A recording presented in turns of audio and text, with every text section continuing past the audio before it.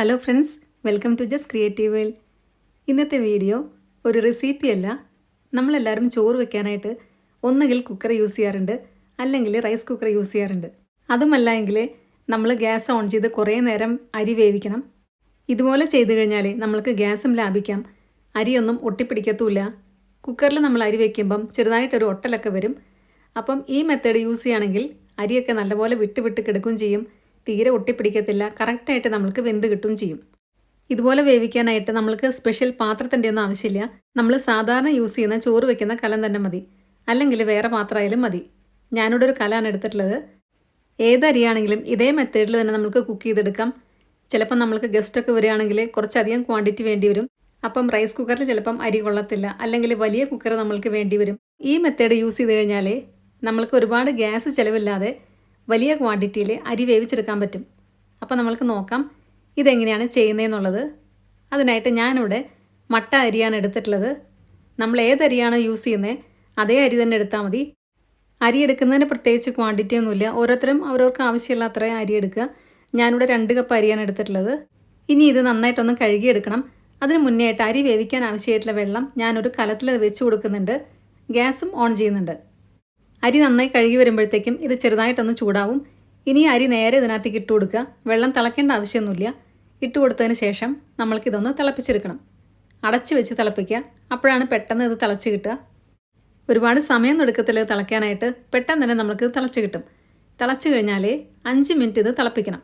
അതായത് ഇപ്പോൾ ഇത് തിളച്ച് വന്നിട്ടുണ്ട്. 5 മിനിറ്റ് ഇതേപോലെ തന്നെ തിളപ്പിക്കുക. അതിനുശേഷം നമ്മൾ ഗ്യാസ് ഓഫ് ചെയ്യുക. ഇനി ഇതിൻ്റെ വേവ് എന്ന് പറയുന്നത് ഗ്യാസ് ഓഫ് ചെയ്ത് കഴിഞ്ഞിട്ടുള്ള വേവാണ്. അപ്പം ഇത് അടച്ച് വെച്ചാൽ മതി. ഞാനിപ്പോൾ ഇവിടെ ഗ്യാസ് ഓഫ് ചെയ്ത് കഴിഞ്ഞു. ഇപ്പം തിളയ്ക്കുന്നൊന്നുമില്ല, ഗ്യാസ് ഓഫ് ചെയ്തിട്ടാണ് ഇരിക്കുന്നത്. ഇനി ഇത് അടച്ച് വെക്കുക. ആവിയൊന്നും പുറത്തു പോകാത്ത രീതിയിൽ വേണം നമ്മൾ അടച്ച് വെക്കാനായിട്ട്. ഇനി ഇത് ഇങ്ങനെ ഇരുന്ന് വെന്തോളും. നമ്മൾ ഇടയ്ക്കിടയ്ക്ക് ഇത് വന്ന് തുറന്നു നോക്കേണ്ട ആവശ്യമൊന്നുമില്ല. കാരണം നമ്മളിത് ഇടയ്ക്കിടയ്ക്ക് തുറന്നു കഴിഞ്ഞാൽ ഇതിൻ്റെ ആവിയൊക്കെ പുറത്തു പോകാനുള്ള ചാൻസ് ഉണ്ട്. അതുകൊണ്ട് ഇടയ്ക്ക് തുറക്കേണ്ട ആവശ്യമില്ല. ഇപ്പം ഇവിടെ 45 മിനിറ്റ് കഴിഞ്ഞിട്ടുണ്ട്. ഞാനെടുത്തത് മട്ട റൈസാണ്, അതുകൊണ്ടാണ് ഇത് 45 മിനിറ്റ് വെച്ചത്. വേറെ അരിയൊക്കെ ആണെങ്കിൽ ചിലപ്പോൾ ഇത്രയും സമയം വേണ്ടി വരത്തില്ല. ഇപ്പോൾ നമ്മളുടെ അരി നല്ലപോലെ വെന്ത് വന്നിട്ടുണ്ട്. തീരെ ഒട്ടിപ്പിടിക്കുന്നൊന്നുമില്ല, പാകത്തിനാണ് വെന്ത് വന്നിട്ടുള്ളത്. ഇനി നമ്മൾക്ക് ഒരു കാര്യം കൂടെ ചെയ്യാനുണ്ട്. ഒന്നും കൂടെ ഗ്യാസ് ഒന്ന് ഓൺ ചെയ്ത് കൊടുക്കണം. ഗ്യാസ് ഒന്ന് ഓൺ ചെയ്തിട്ട് ചെറുതായിട്ടൊന്ന് തിളപ്പിക്കുക. ഒരുപാട് നേരം തിളപ്പിക്കേണ്ട ആവശ്യമില്ല, ചെറിയൊരു തിള വന്നാൽ മതി. ഞാനിപ്പം ഇവിടെ ഗ്യാസ് ഓൺ ചെയ്തിട്ടുണ്ട്. ഇതിവിടെ ചെറുതായിട്ടൊന്ന് തിളയ്ക്കാൻ തുടങ്ങിയിട്ടുണ്ട്. ഇത്രയും മതി. ഈ സമയത്ത് ഉപ്പിട്ട് കൊടുക്കുന്നവരാണെങ്കിൽ ഉപ്പിട്ട് കൊടുക്കാം, അല്ലെങ്കിലും കുഴപ്പമില്ല. ഇനി നമ്മൾക്കിതൊന്ന് വാർത്തെടുക്കണം, അതായത് വടിച്ചെടുക്കണം. ചില സ്ഥലങ്ങളിൽ വടിച്ചെടുക്കുക എന്നാണ് പറയുക. ഇനി എങ്ങനെയാണോ നിങ്ങൾ ചോറ് വടിച്ചെടുക്കാറ് അതേ മെത്തേഡിൽ തന്നെ വടിച്ചെടുക്കുക. സാധാരണ നമ്മൾ ചെയ്യുന്ന അതേപോലെ തന്നെ. ഞാനിവിടെ വേറൊരു പാത്രത്തിനകത്തോട്ട് ഒഴിച്ചു കൊടുക്കുന്നുണ്ട് എളുപ്പത്തിന് വേണ്ടിയിട്ട്. ഞാനിതിൻ്റെ കഞ്ഞിവെള്ളം യൂസ് ചെയ്യാറുണ്ട്. തണുത്ത് കഴിഞ്ഞാൽ ചെടികൾക്കൊക്കെ ഒഴിച്ചു കൊടുക്കാൻ വളരെ നല്ലതാണ്.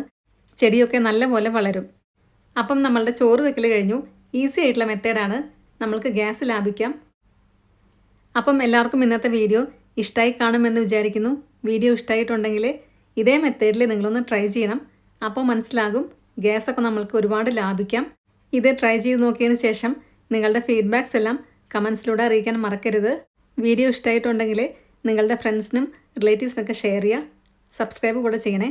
അതിൻ്റെ സൈഡിലുള്ള ബെല്ലൈക്കണിൽ ഓൾ എന്നുള്ള ഓപ്ഷൻ കൂടെ കൊടുക്കുക. അപ്പം നെക്സ്റ്റ് ടൈം ഞാൻ വീഡിയോ ഇടുമ്പോൾ പെട്ടെന്ന് തന്നെ നിങ്ങൾക്ക് നോട്ടിഫിക്കേഷൻ വരുന്നതായിരിക്കും. നല്ലൊരു വീഡിയോ ആയിട്ട് വീണ്ടും കാണാം. Thank you.